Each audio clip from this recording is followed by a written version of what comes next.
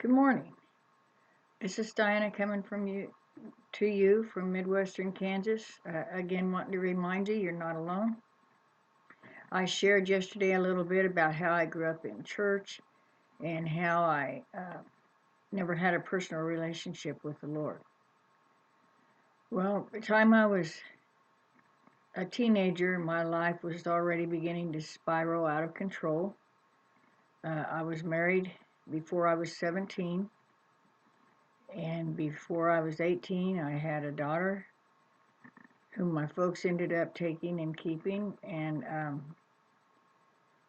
then I got married again to a guy 15 years older than me, and we had a child. And in between my first marriage and my second marriage, I become pretty wild and unruly and was sinking deeper into things I had no business being into.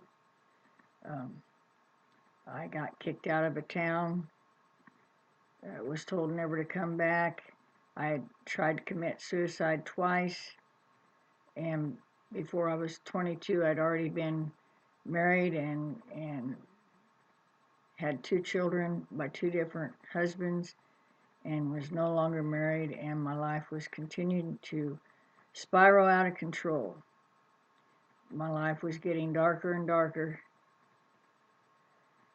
So, even though I'd been brought up in church, I was not looking for God, and I continued on my downward ways. I had a precious grandmother who tried to tell me that when you accept Christ in your life, you become a new person. But I just couldn't grasp the concept, and I argued with her and told her, well, no, Grandma, I'm still going to be me. And I had parents that prayed for me and precious people in the church, but I continued on my downward struggles. But God was there all the time, even though I didn't acknowledge Him. I do remember at one point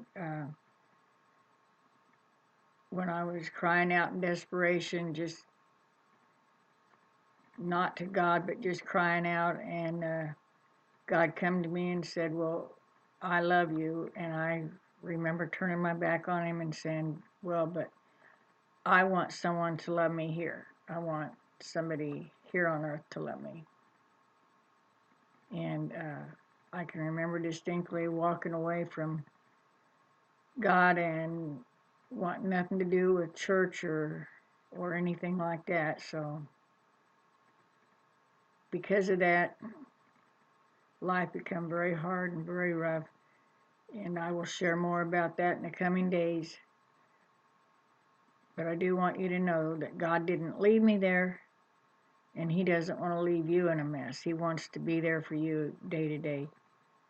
So until next time, have a blessed day.